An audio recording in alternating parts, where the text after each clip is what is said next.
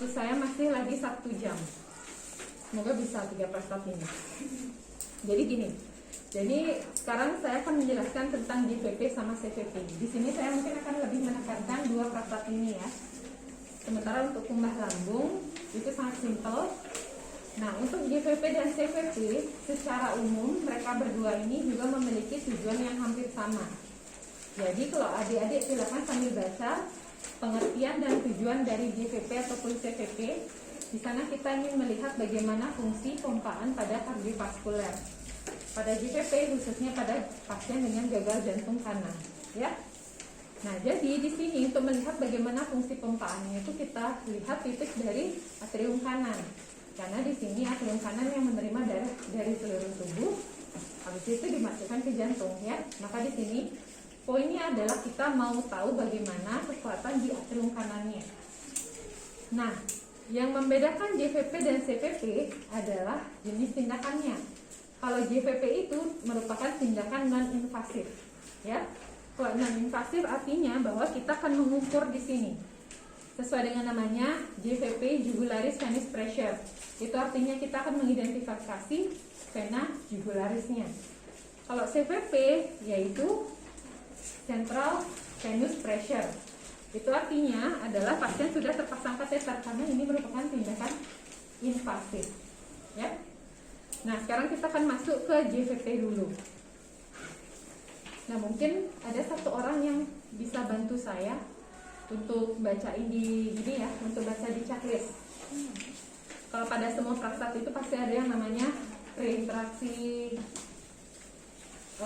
intrainteraksi ataupun postnya. Kalau di pre-nya itu biasa persiapan ke pasien, alat sama lingkungan, ya. Kalau pada persiapan pasien sih saya minta kalian biasakan ucapkan salam, selamat pagi Bapak, perkenalkan saya dengan perawat Kesari yang berjaga hari ini. Pada pagi ini Bapak akan dilakukan tindakan apa? Misalnya pada pagi ini Bapak akan dilakukan tindakan pengukuran JVP. Jadi pengukuran JVP itu Bapak nanti akan kita lihat bagaimana apakah ada membesar tidak pada vena yang berada pada di leher kanan Bapak. Jadi kalian boleh pakai bahasa medis, tapi harus diimbangi dengan penjelasan awamnya, ya. Jangan sampai kalian full mengucapkan bahasa medis saja. Nah, setelah itu kita bisa tanyakan kesediaan pasien, bersedia atau tidak, kontrak waktu, dan itu juga jelaskan maksud dan tujuan dari tindakan ini apa. Lalu ingat, keluarga pasien kalau seandainya ada di ruangan bisa diminta untuk keluar sebentar. Ingat persiapan lingkungan, sampiran, sama persiapan alat. Nah, kalau alat di sini sangat simpel pada pengukuran JVP. Cuma 3 jenis alat aja. Yang pertama mistar atau penggaris sesuai checklist ya. Yang kedua adalah pulpen ataupun spidol. Yang ketiga, karena saya nggak tahu nggak ada penlight ya. Jadi yang ketiga adalah penlight. Penlight ini berfungsi nanti kalau seandainya ketika kalian mengidentifikasi vena jugularis kurang jelas, kita bisa center untuk melihat denyutannya, ya. Oke, jadi itu tahapan di persiapan. Sekarang kita akan masuk ke prosedurnya. Nah, jadi pada prosedur JVP yang terpenting adalah kalian mampu mengidentifikasi vena jugularisnya. Ada yang tahu ada berapa macam vena jugularis? Anatominya ini. Ayo, ada berapa macam vena jugularis?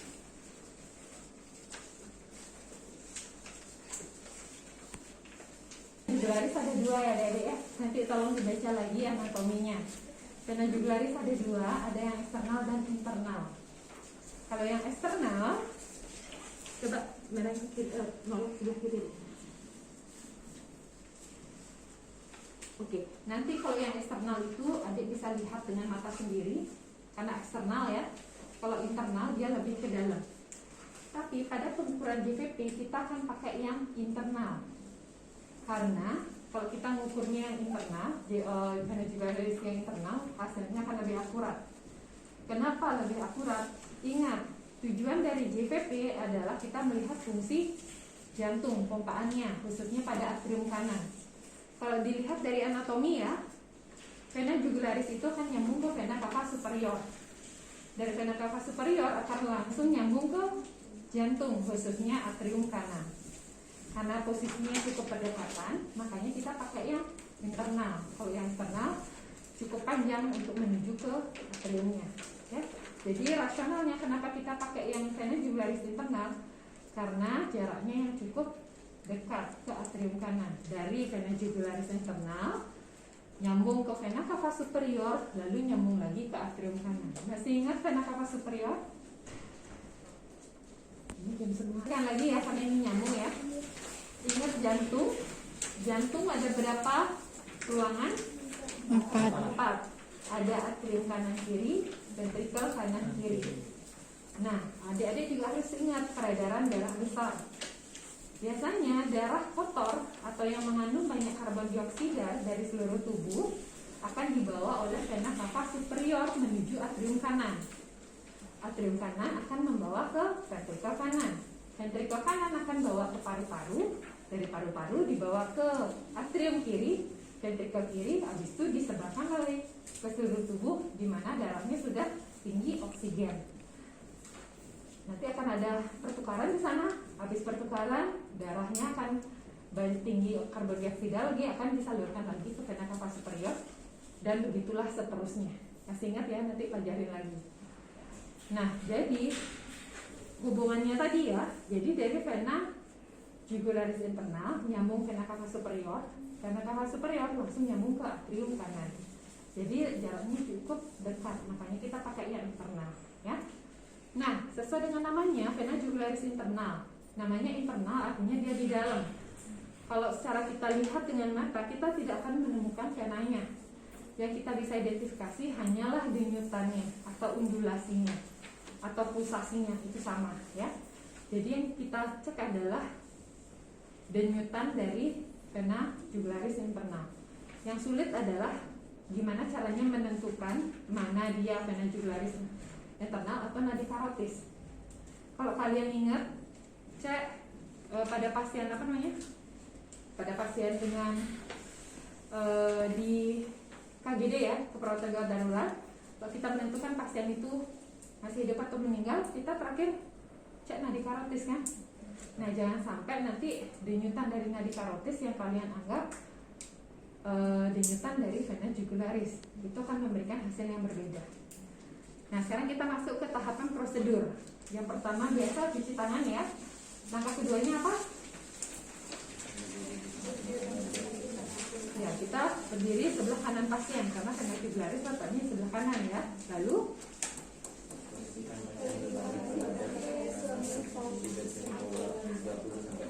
oke. Jadi pastikan pasien berbaring dulu. Siapa tahu pasien lagi duduk ataupun lagi makan. Jadi pastikan pasien sudah berbaring. Lalu kita bilang ke pasien bahwa saya akan menitikan posisi kepalanya menjadi setengah duduk ya.